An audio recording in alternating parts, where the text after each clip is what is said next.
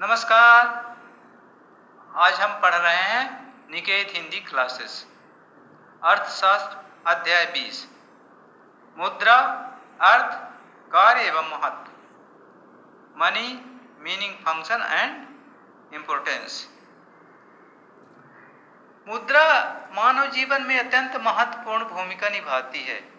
एक अर्थव्यवस्था में मुद्रा का चलन मानव शरीर में रक्त संचार की भांति है।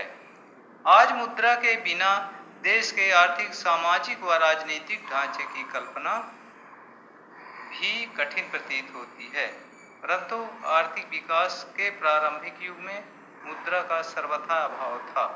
प्रारंभ में मनुष्य की आवश्यकताएं जब सीमित थी तब वह इनकी पूर्ति स्वयं करते थे, परंतु आवश्यकताएं बढ़ने पर इनकी आपूर्ति हेतु वस्तु विनिमय प्रणाली का जन्म हुआ, जिसमें व्यक्ति एक ही प्रकार की वस्तु का अधिक मात्रा में उत्पादन करने लगा तथा इस वस्तु का अपनी आवश्यकता वाली दूसरी वस्तु दूसरे व्यक्ति द्वारा उत्पादित के विनिमय करने लगा।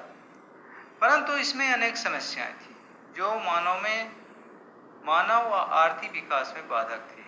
अतः इन समस्याओं से छुटकारा पाने के लिए मुद्रा का आविष्कार हुआ, जो आज देखने में तो साधारण प्रतीत होती है, परंतु वास्तव में वह एक बड़ी खोज थी।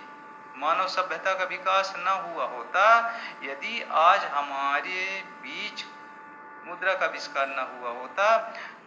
मुद्रा के महत्व को समझने की दृष्टि से यहाँ पर सर्वप्रथम वस्तु विनिमय का अध्ययन कर लेना आवश्यक है। वस्तु विनिमय प्रणाली। वस्तु विनिमय का अर्थ एवं परिभाषा। मुद्रा का प्रयोग किए बिना किसी वस्तु का किसी अन्य वस्तु के साथ प्रत्यक्ष विनिमय करने की क्रिया को वस्तु विनिमय कहते हैं।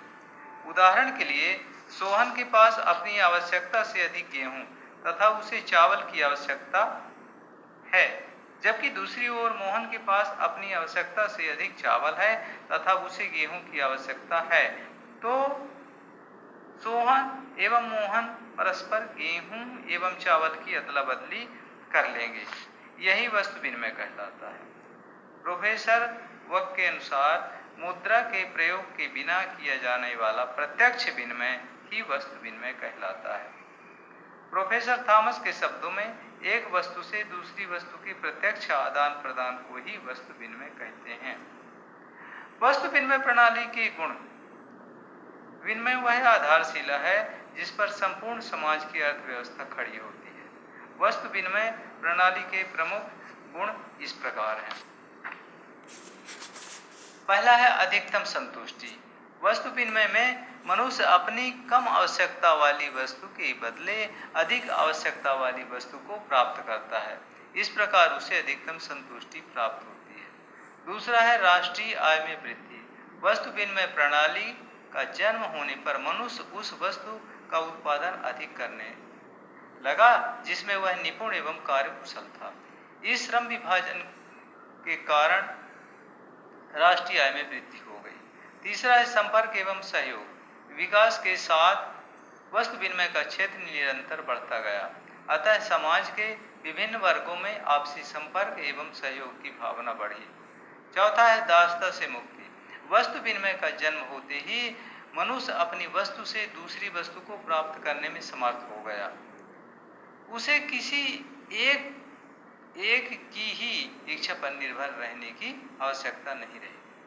पांचवा है आर्थिक समानता। इस प्रणाली में धन के संचय के अभाव में समाज के लोग अधिक अमीर नहीं हो पाते, अतः आर्थिक समानता बनी रहती है। राष्ट्रीय एकता का विकास। छठवां है राष्ट्रीय एकता का विकास। वस्तु विनिमय में सामाजिकता की भावना बढ़ने के कारण राष्ट्रीय एकता का विकास होने लगा। वस्तु विनिमय प्रणाली के दोष या कठिनाइयां। वस्तु विनिमय प्रणाली में प्रमुख दोष अथवा कठिनाइयां इस प्रकार हैं। आवश्यकताओं के दोहरे संयोग का अभाव। वस्तु विनिमय के लिए आवश्यकताओं का दोहरा संयोग होना आवश्यक है। इसका अर्थ है कि दो व्यक्ति ऐसे होने चाहिए जिन्हें एक दूसरे की आवश्यकता है। उदाहरण के लिए, सोहन को गेहूं के बदले यदि चावल चाहिए तो उसे ऐसे व्यक्ति की तलाश करनी होगी जिसके पास चावल अतिरिक्त